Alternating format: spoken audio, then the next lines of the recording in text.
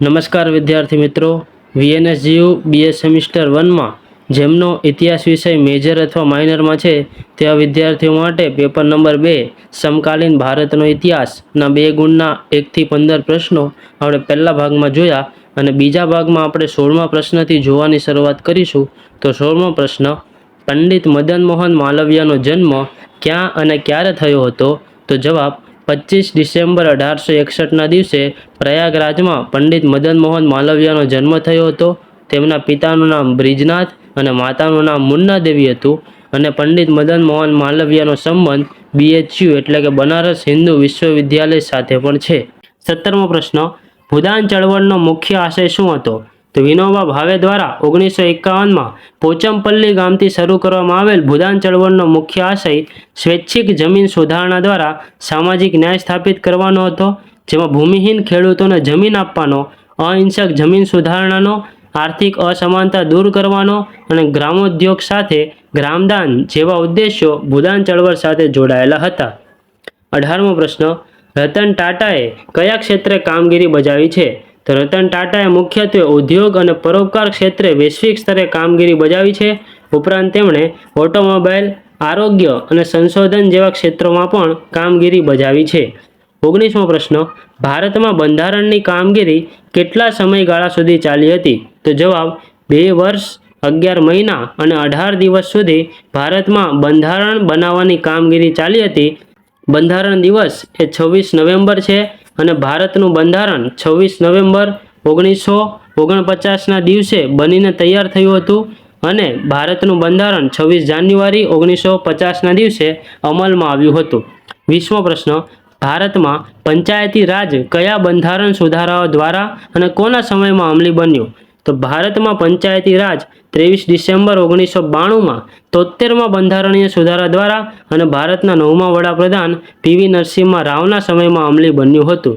21મો પ્રશ્ન, રાજેન્દ્ર પ્રસાદને કયો ખિતાબ આપવામાં આવ્યો હતો? તો રાજેન્દ્ર પ્રસાદને ભારત રત્ન આપવામાં આવ્યો હતો. રાજેન્દ્ર પ્રસાદનો જન્મ 3 ડિસેમ્બર 1884માં બિહારના સિવાન જિલ્લામાં આવેલ જીરાદેઈ ગામમાં થયો હતો. તેમના પિતાનું નામ મહાદેવ સહાય હતું અને માતાનું નામ કમલેશ્વરી દેવી હતું.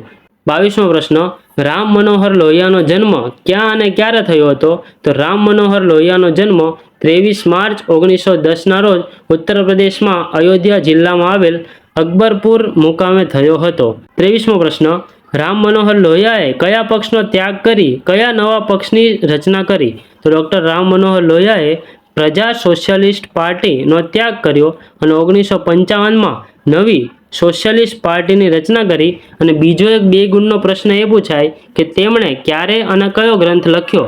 તો 1953માં તેમણે સમાનાંતર સિદ્ધાંત નામે પુસ્તક લખ્યું હતું. 24મો પ્રશ્ન, ડૉક્ટર આંબેડકરે દલિતોને સમાન સ્થાન આપવા માટે કયા સંઘની સ્થાપના કરી હતી? તો જવાબ બહિષ્કૃત હિતકારિણી સભા, જે 1924માં ડૉક્ટર આંબેડકર દ્વારા શરૂ કરવામાં આવી હતી. 25મો પ્રશ્ન, ટાટા ગ્રુપના વિવિધ ઉદ્યોગોના નામ આપો.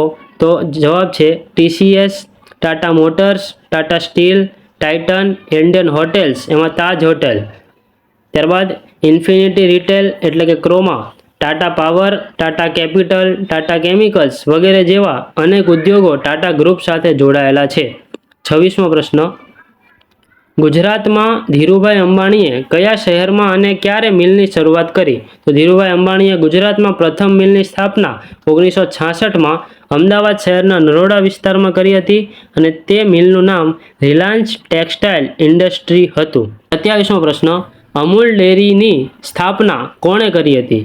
તો તેનો જવાબ અમૂલ એટલે કે આણંદ મિલ્ક યુનિયન લિમિટેડની સ્થાપના ત્રિભુવનદાસ પટેલે કરી હતી અને જે 14 ડિસેમ્બર 1946માં ગુજરાતમાં આણંદમાં કરવામાં આવી હતી. 28મો પ્રશ્ન, ભીલ સેવા મંડળની સ્થાપના ક્યારે અને ક્યાં થઈ? તો ભીલ સેવા મંડળની સ્થાપના 5 નવેમ્બર 1922ના દિવસે ઝાલોદ, દાહોદ મુકામે કરવામાં આવી અને તે અમૃતલાલ ઠક્કર એટલે કે ઠક્કર બાપા દ્વારા કરવામાં આવી હતી. 29મો પ્રશ્ન, ભીલ સેવા મંડળ દ્વારા ચાલતી રચનાત્મક પ્રવૃત્તિઓ જણાવો. તો ગાંધીજીના જે 18 રચનાત્મક કાર્યક્રમો હતા તે જ ભીલ સેવા મંડળે આગળ વધાર્યા હતા. જવાબ આશ્રમ શાળાઓ, છાત્રાલયો, કન્યા કેળવણી, ખાદી અને ગ્રામોદ્યોગ, કૌશલ્યવર્ધન, વ્યસન મુક્તિ, સહકારી પ્રવૃત્તિ, બુનિયાદી શિક્ષણ, આરોગ્ય કેન્દ્ર અને રાહત કામગીરી એ ભીલ સેવા મંડળ દ્વારા ચાલતી રચનાત્મક પ્રવૃત્તિઓ છે. 30મો પ્રશ્ન, બિનજોડાણવાદની નીતિ એટલે શું? જવાબ: બિનજોડાણવાદ એટલે લશ્કરી જૂથોથી અલગ રહેવું, પરંતુ તેનો અર્થ તટસ્થતા કે નિષ્ક્રિયતા નથી. પરંતુ આ નીતિનો મુખ્ય ઉદ્દેશ્ય કોઈપણ દબાણ વગર પોતાની સ્વતંત્ર વિદેશ નીતિ ઘડવાનો અને આંતરરાષ્ટ્રીય પ્રશ્નો પર ગુણદોષના આધારે નિર્ણય લેવાનો છે, જેમાં મુખ્યત્વે ભારત એ અમેરિકા અને સોવિયત યુનિયનની વિચારધારાથી દૂર રહીને ચલાવવાની નીતિ એટલે બિનજોડાણવાદની નીતિ, જેને ત્રીજું વિશ્વ પણ આપણે કહીએ છીએ.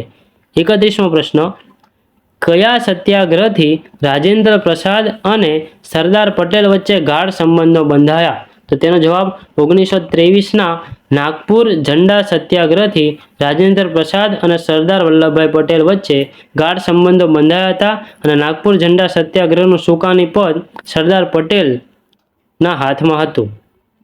32મો પ્રશ્ન, વિશ્વમાં અને ભારતમાં હરિયાળી ક્રાંતિના જનક કોણ હતા? વિશ્વમાં હરિયાળી ક્રાંતિના જનક ડૉક્ટર એડમંડ ફ્લોરેસ હતા અને ભારતમાં હરિયાળી ક્રાંતિના જનક ડૉક્ટર MS સ્વામીનાથન હતા. અને હરિયાળી ક્રાંતિ એ કૃષિ ક્ષેત્ર સાથે જોડાયેલી છે. 33મો પ્રશ્ન, ઓપરેશન ફ્લડની શરૂઆત ક્યારે થઈ? તો ઓપરેશન ફ્લડની શરૂઆત 13 જાન્યુઆરી 1917ના દિવસથી થઈ અને જે ભારતની શ્વેત ક્રાંતિ તરીકે ઓળખવામાં આવે છે. અને ભારતમાં શ્વેત ક્રાંતિના જનક વર્ગીસ કુરિયન હતા અને શ્વેત ક્રાંતિ એ દૂધમાં વધુ ઉત્પાદન માટે કરવામાં આવી હતી. તો આ હતા VNSGU સેમિસ્ટર 1માં પેપર નંબર 2ના પ્રશ્નો. હવે આગળ બીજા પ્રશ્નો ચેનલમાં મૂકવામાં આવશે, એટલે ચેનલ સાથે જોડાયેલા રહેજો. આભાર.